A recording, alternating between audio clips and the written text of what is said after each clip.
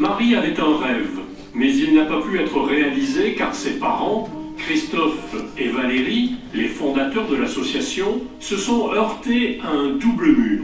Celui de son âge, Marie avait 3 ans et demi, et celui de son état, car elle était en fin de vie. Ils ont donc créé Marie Rêves et Espoirs pour réaliser les rêves de tous les enfants malades, sans distinction d'âge ni de pathologie. Tu veux être policier quand tu seras plus grand, t'es sûr? Oui. T'es sûr, vraiment, policier? Et puis on allait voir Mickey à Disney. Et aussi on est allé au show de la pièce.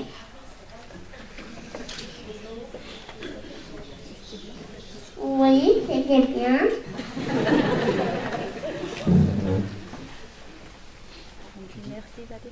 Merci Valérie. Et merci Christophe. Merci Christophe. Je voulais m'exprimer pour Nicolas. Nous faisons partie des familles nous sommes touchés par une maladie orpheline. Et il y a quelques années, en fait, on était exclus quelque part de toutes les associations puisque nous n'avions pas de nom à mettre sur sa maladie. Et nous avons rencontré des gens qui ont insisté pour qu'on prenne contact avec Marie Rêves Espoir. Donc maintenant, ça fait quelques années que Nicolas vient régulièrement, on se sent soutenu. Vraiment, c'est une aide pour nous. Il a fait plein de choses. Ça le rend heureux à chaque fois, comme cet après-midi, où il a pu faire plein de choses. C'est vrai que vous l'avez souligné tout à l'heure, c'est souvent difficile pour les familles au quotidien, et des journées comme ça, des journées qu'on a vécues, comme le zoo de Beauval, ou comme la rencontre avec Vanessa Paradis pour Nicolas, c'est vraiment des moments inoubliables pour lui et pour nous. Voilà, merci.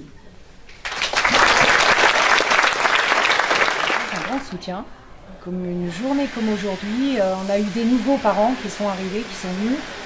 Et pour eux, ils nous ont dit oh là là, on forme une super famille, une grande famille, une famille qui se comprend, où on peut dire les choses comme elles sont, sans tabou, on peut aussi bien pleurer comme rire. On se refuse aussi de refuser une demande qui vient hors région, puisque nous-mêmes avec Marie on a eu ce cas de figure, on a été refusé parce que Marie ne rentrait pas dans les critères, elle était trop petite et en fin de vie, donc nous on n'a pas forcément de critères, donc ça nous arrive d'avoir des gens qui viennent, notamment on a une petite fille d'à côté de Nancy qui était en soins palliatifs, et justement on a réalisé son dernier rêve, et si ça devait se reproduire, on le ferait avec beaucoup d'envie, de détermination, comme on l'a fait pour la petite Maïs. Et c'est pas que du rêve en fait, c'est un accompagnement en fait de toute la famille. On les côtoie, on côtoie les enfants, on les connaît, on apprend à ce qu'ils font dans leur vie.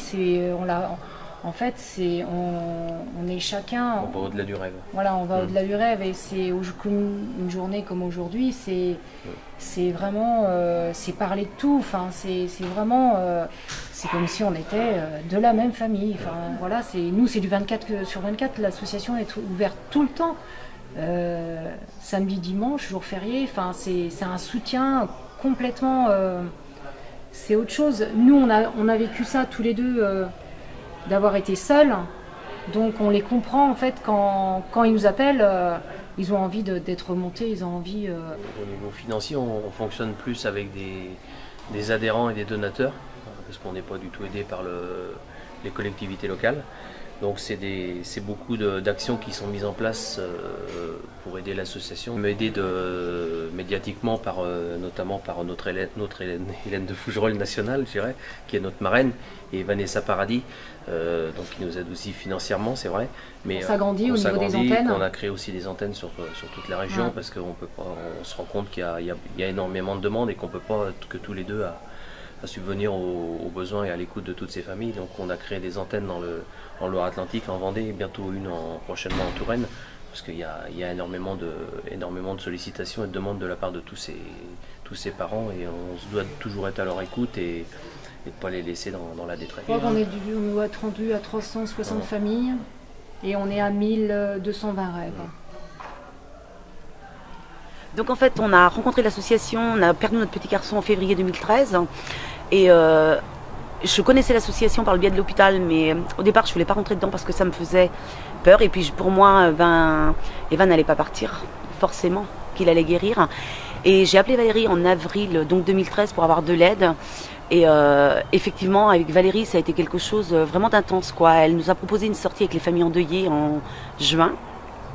Et vraiment, quand on s'est rencontrés, ça a vraiment été quelque chose de fort. Et de fil en aiguille, donc on a discuté, on s'est beaucoup retrouvés, vraiment entre nous, hein, pour pouvoir aussi parler de nos enfants qui sont partis et pour pouvoir parler des enfants malades. Et à la suite de ça, on a donc monté une antenne dans le 44 pour aussi aider d'autres familles. Donc moi, aujourd'hui, je m'occupe des familles endeuillées.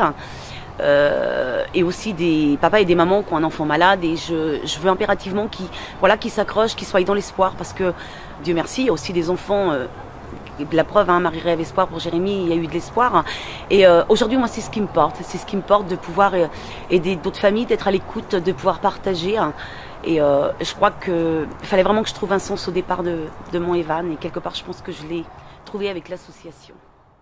On est une grande famille, entre parents on se comprend. L'assaut nous réunit, nous rend plus tolérants. Quand on protège tous les enfants. On est une grande famille, on est une grande famille. Pour nos enfants au paradis.